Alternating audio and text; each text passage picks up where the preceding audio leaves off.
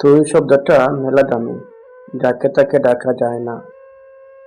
ভালোবাসা এমন একটা জায়গা যেখানে যাওয়া তো সহজ, কিন্তু সেখান থেকে ফিরে আসা খুব কঠিন। যে যাবার সে মেঘলা আকাশ দেখেই হারায়, যে তাকায় সে বড় তুফানেও পাশে দাঁড়ায়। দোয়া করতে থাকেন, হুট করে একদিন দেখবেন আপনার সব দোয়া কবুল হয়ে গেছে।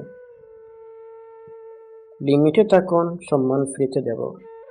গোলাপ আজ ভাগ্য নেই, কাটার আঘাতেই প্রিয় স্বার্থের দুনিয়া বদলাবে। সবাই তাই একা থাকাই শ্রেয়। স্বামী গরিব হওয়া ভালো, কারণ তারা অর্থের অভাব ভালোবাসা দিয়ে পুষিয়ে দিতে চেষ্টা করে। যতই বড় হচ্ছে, আনন্দগুলো দূরে চলে যাচ্ছে। কারো সম্পর্ককে কিছু বলার আগে সত্য জানার চেষ্টা করো, কারণ অনুমান করে বলা কথা সবসময় সত্য নাও হতে পারে।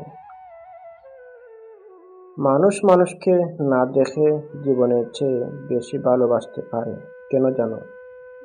কারণ ভালোবাসা সৃষ্টি হয় মন থেকে, মুখ দেখে নয়।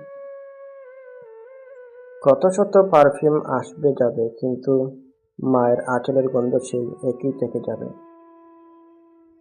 তুমি অন্যকে যা দেবে, তুমি সেটাই ফেরত পাবে, সেটা সম্মান হোক কিংবা কষ্ট। কখনো কখনো মানুষকে ক্ষমা করা অসম্ভব মনে হতে পারে, তবুও অসম্ভবকে সম্ভব করুন। সীমাবদ্ধতাকে অতিক্রম করুন, জয় করুন নিজের রাগকে। ক্ষমা করতে শিখুন, ক্ষমায় আসল শান্তি। অধিকাংশ সুন্দরী মেয়েরা সম্পর্কের দিকে থেকে সুখী নয়। এর কারণ হলো এদের জীবনে অনেকেই আসে, যার কারণে কাউকে এরা ঠিকভাবে মূল্যায়ন করে না। এরা ভাবে এর চাইতে ভালো কেউ এদের জীবনে আসবে, কিন্তু এরা ভুলে যায় তুমুল আলোয় অজস্র।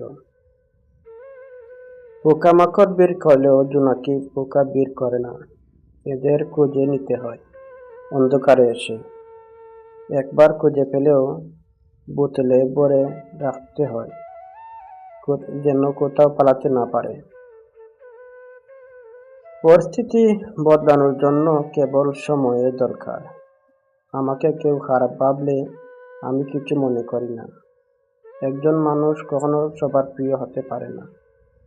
আমি আমার বিবেক দিয়ে নিজের পথ চলব, যেন যে চেনার সেই ঠিকই আমায় চিনবে। হাসপাতালের বিছানায় গিয়ে পড়ে থাকেন, তারা আপনার আপনজন চিনে যাবেন। ভালোবাসা আর ইবাদত গোপনে হয়, প্রকাশ্যে মাত্র তার লোক দেখানো। নদীর তীর ভাঙ্গনের আগে ফাটল ধরে, ফাটল দেখলেই সরে যাওয়া বুদ্ধিমানের কাজ।